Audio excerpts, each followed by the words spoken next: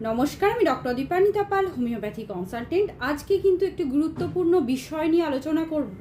সেটা হচ্ছে মহিলাদের কিছু বিষয়ে অবশ্যই সতর্ক হওয়া দরকার আছে।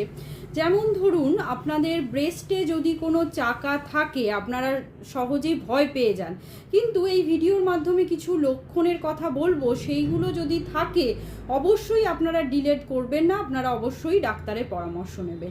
নাম্বার 1 হচ্ছে, যদি দেখেন যে ব্রেস্টের মধ্যে কোনো চাকা বা টিউমার জাতীয় অংশ আপনারা ফিল করছেন এবং সেটা ব্যথা থাকতেও পারে, ব্যথা নাও থাকতে পারে।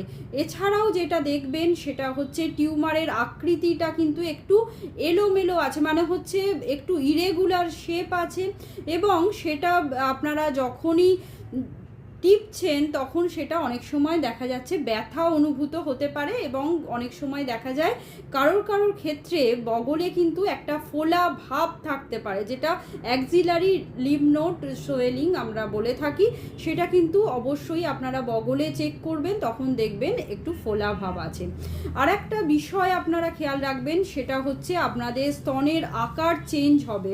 দুটো স্তনের মধ্যে আকৃতি কিন্তু চেঞ্জ হবে, এবং স্তন বিন্দুগুলো যেন মনে হচ্ছে রিট্র্যাক্ট করে যাচ্ছে ভিতরের দিকে, মানে হচ্ছে ভিতরের দিকে ঢুকে যাচ্ছে এবং টোল পড়ার মতো হয়ে যাচ্ছে।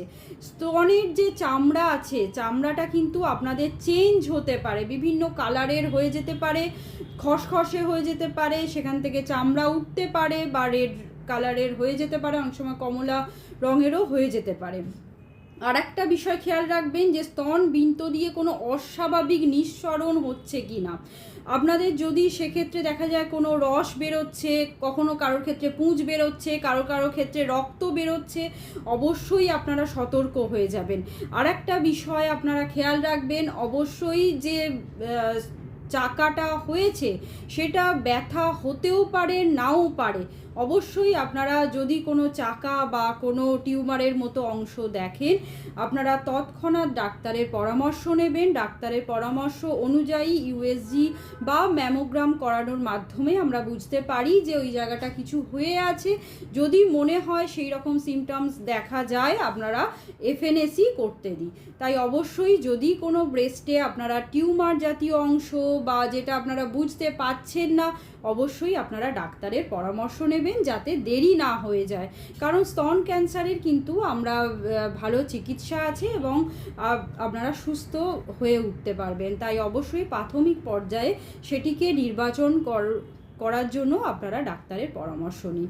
নমস্কার, সবাই ভালো থাকবেন এবং সুস্থ থাকবেন।